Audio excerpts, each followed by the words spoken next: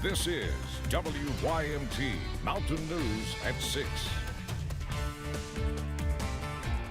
Rain is moving through the Commonwealth tonight. Could be a messy drive out there, but there's a risk of severe storms tomorrow. Meteorologist Evan Hatter has the latest on this severe weather alert day. Evan? That's right, Steve. We're watching some rather soggy conditions around the mountains right now. Plenty of rainfall beginning to push back into the area. However, heading into tomorrow, that is when we have to be on the lookout for strong to severe thunderstorms. London Corbin Airport right now, you can see the reflection of the trees in the distance on the runway. And of course, hello, Mr. Airplane, as we work through this evening. Middle 50s out there at the moment. Downtown Whitesburg, they're all dry and even seeing a little bit of blue sky out there. Either way, not too far off from where we should be this time of year, where they've had a break in the rain a little longer. It's in the low to mid 60s. That's where areas that have been dry longer are seeing temperatures in the 60s versus the low to mid 50s in areas where the rain is moving back in. Where is it moving back in? Well, portions of the Cumberland Valley right now and even into portions of the Big Sandy. Essentially, just about everywhere, but our far southeastern counties seeing that rain pushing back in. Perhaps some heavier downpours about to cross I-75 not far from Mount Vernon at this hour, and the heaviest bands have continued to be across portions of the I-64 corridor this evening. We back it on out and you see this is all part of low pressure continuing to push off to the east. You see the subtle spin in the atmosphere.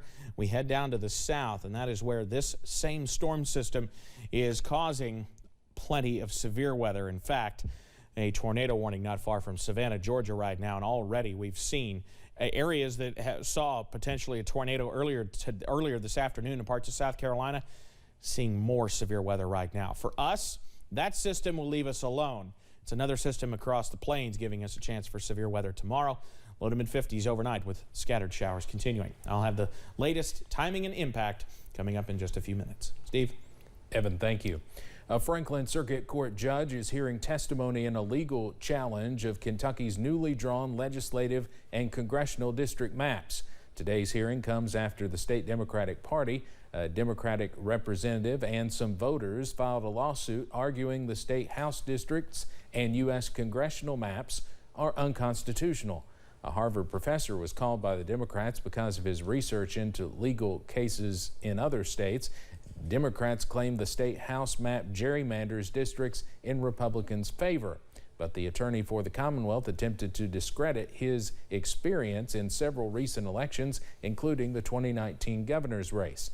Democrats will continue to call witnesses to testify tomorrow before the Commonwealth and Secretary of State call witnesses Thursday.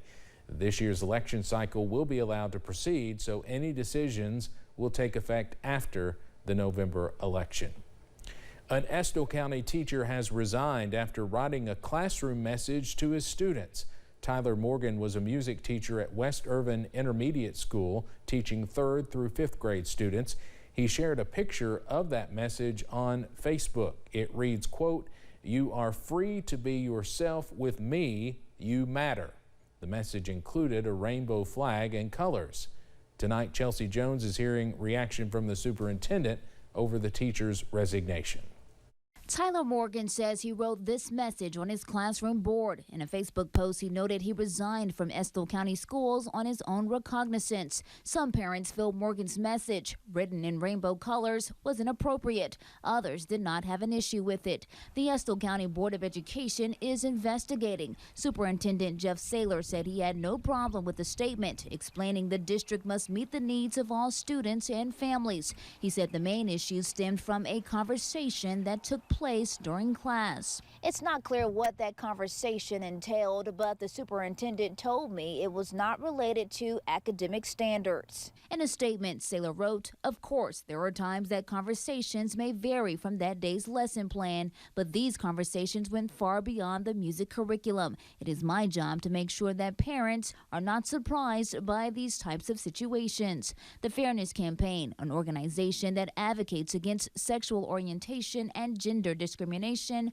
feels the district mishandled the situation. I would not be surprised at all if the school is sued. Chris Hartman says talking about LGBTQ issues in the classroom could help students who may be struggling. We know that the rates of suicide, self-harm, depression, and isolation among LGBTQ kids is astronomically high. On Facebook, Tyler Morgan wrote, "I still firmly believe more work needs to be done in Kentucky to make sure all students feel safe, secure, and seen." Dozens in the community say they stand behind Morgan. In Estill County, Chelsea Jones, WYMT Mountain News. In his statement, Superintendent Saylor said school counselors have been trained to offer support to students dealing with difficult circumstances. State Auditor Mike Harmon says a special examination into the City of London and the City of London Tourism and Convention Commission's financial management resulted in 12 findings and 3 observations. In a release, Harmon said 2 of the findings are being sent to the city's Board of Ethics for further review and possible action, a few of which you can see there on your screen now. It's a very lengthy report. He describes the situation as troubling, due in part to the fact that the city's ethics board has not met in nearly a decade. The mayor says most of the alleged deficiencies have been corrected. You can read his statement and more on WYMT.com. State police were called to a robbery at the Tobacco Barn in Broadhead in Rockcastle County Saturday. When troopers got there, they determined a suspect went inside the business with a gun and demanded money before leaving on foot. You can see a good picture of the suspect there. He was seen wearing a black bandana, black Nike sweatsuit, and black shoes. If you have any information about the suspect, you can call Post 11 at 606-878-6622. The Johnson County Sheriff announced the arrest of a man for domestic violence and child abuse on Tuesday. Early Tuesday morning, deputies and state troopers responded to a domestic violence call. Police said the caller told them she and her child had been assaulted by Skylar Kestner. Kestner was charged and taken to the Big Sandy Regional Detention Center. Drivers headed through Morgan County may need to find an alternate route Wednesday due to a planned lane closing. Road crews will be performing median work on the Mountain Parkway just past the interchange at exit 60 near Halichwa. The lane closure will be in effect from 7 a.m. till 5 p.m. This section of the parkway will be blocked off. Weather or other factors could affect the timing. Drivers should slow down in work zones and be aware of signage and workers. A 26-year-old man is dead after a shooting in Pulaski County Monday night. It happened on Poplar Estates Road in Somerset around 8:30 p.m. Deputies say Travis Popplewell was assaulting his girlfriend and a child, but then a different child stepped in and ended up shooting Popplewell with a handgun. No arrests have been made. Founded by Debbie Gilbert of London, I Got Communities started as a college homework assignment, and today tries to make life better, healthier, and happier for people 55 years old and older. At a special afternoon bingo game on Tuesday, Gilbert's organization received a $6,000 gift. Given by John Brown, the president of Delta Gas in Kentucky, Gilbert tells us she hopes to use the money to offer fun activities for this underserved community. We would love to be able to get a transit van so with that we can travel with people who normally would not get to travel, just doing some really fun day trips. I Got Communities started humble with only a couple of members and has grown to more than 1,000 members in 28 states. Yesterday, we told you the story of the shot heard round the bluegrass when Laurel County won the boys' Sweet 16. 40 years later, Paul Andrews is giving back to Eastern Kentucky in a different way. Andrews now serves as the market CEO for Addiction Recovery Care. His team has worked to reopen Our Lady of Belafonte Hospital in Greenup County with an addiction treatment center readily available. Andrews shared that it is the least he can do to give back to the state who gave him everything. To come back to the state that I grew up in, and I'm born and raised in London, Kentucky. I still have a lot of family in London, Kentucky, and the eastern part of the state. To be able to come back and give back to this state, the state that's been so great to me, both as a student athlete in both high school and college. It's one of the most rewarding things that I can do.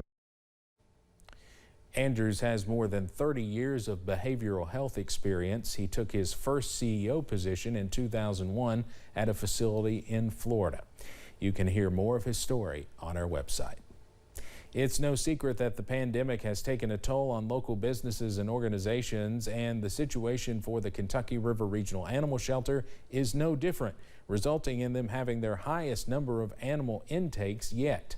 WYMT's Alyssa Williams spoke with workers and volunteers about the challenges they are facing with an overpopulation of animals and what can be done to help. At the Kentucky River Regional Animal Shelter in Hazard, shelter workers are experiencing 12 to 16-hour days just to ensure that all animals are properly cared for.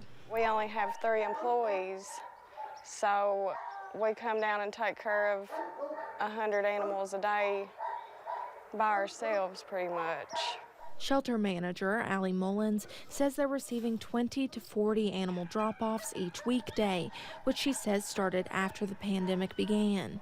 I'm not sure if it's because people were getting them when they were off work and then turning them in when they went back, or if it was because where the vets had to stop surgeries, so there was no spay-neuter going on. Board President Tammy Noble says although they rely on rescue groups to help when they are overcrowded, if these rescue groups lack space, animals have to be euthanized. We can't just keep piling animals on top of each other. It comes to a point to where the community has to step in and help us. Mullins says you can avoid overcrowding in the shelter by spaying and neutering your animals. She also says that in order to help take care of the animals that are already there, they need volunteers. What we need help with most is basically just walking the dogs and socializing. With us taking care of so many, they never get out of the cages. So just somebody coming down and walking 10 dogs helps tremendously. Hoping to get the help they need to better help animals in need. In Hazard, Alyssa Williams, WYMT Mountain News. Due to the overcrowding and limited staff, the shelter had to shorten its hours to better clean and care for the animals. The shelter is now open weekdays from 2:30 p.m. to 5 p.m. and from noon until 2 p.m. on Saturdays. Much of the area remains in a severe weather risk for the day tomorrow. I've got the latest timing and details coming up after the break. And Prestonsburg Sugar Camp Trails will play host to one of Kentucky's biggest race series. We'll have a preview of the event.